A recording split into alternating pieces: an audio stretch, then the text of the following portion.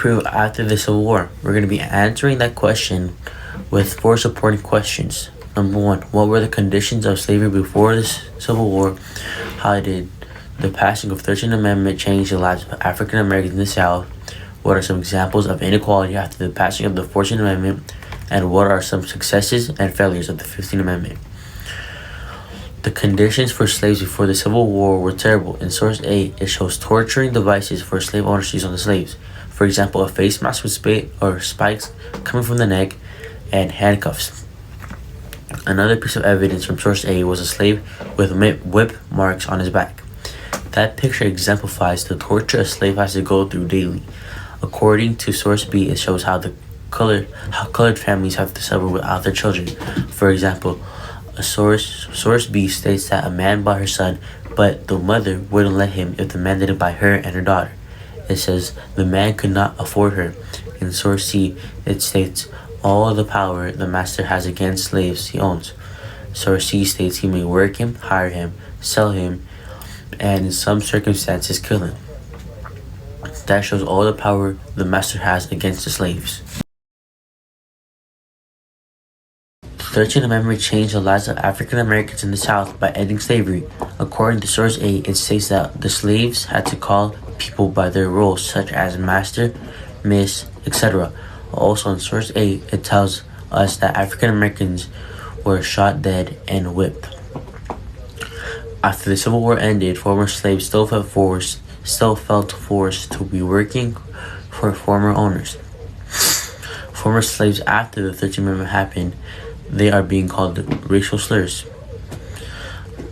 Main points from source B after the Civil War ended was that sharecroppers worked at the same exact land that they were enslaved at. Evidence from source C before the Civil War ended shows a picture of slaves picking up cotton, which they had to do for many hours. After the Civil War ended, past slaves were still able to work as a sharecropper or for any owner they liked. Source A exemplifies the inequalities such as racism, violence. This also reveals the inequality in how white teachers were paid higher salary than colored teachers. According to source B, it reveals how the Black Code was enforced to limit black or colored people's rights. Source C exemplifies black bodies hanging from trees and represents strange fruit.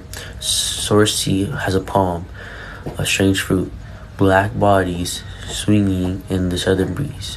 Source D has an image that shows a shield with colored people inside of it being surrounded by a slave owner and a KKK member. And in the back, it have main points from source B was Hiram R. Rivers, who was a Republican in Mississippi. He was the very first to serve in the Congress. 1870, the 15th Amendment protected the right of all citizens to vote, no matter what color they were. Source C provides us with an image of a black male carrying a ballot. That picture on source C exemplifies that colored people have the right to vote. Did the lives of former slaves improve after the Civil War?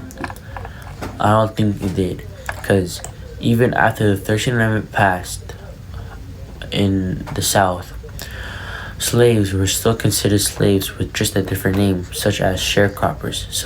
And therefore, the lives of former slaves did not improve after the Civil War.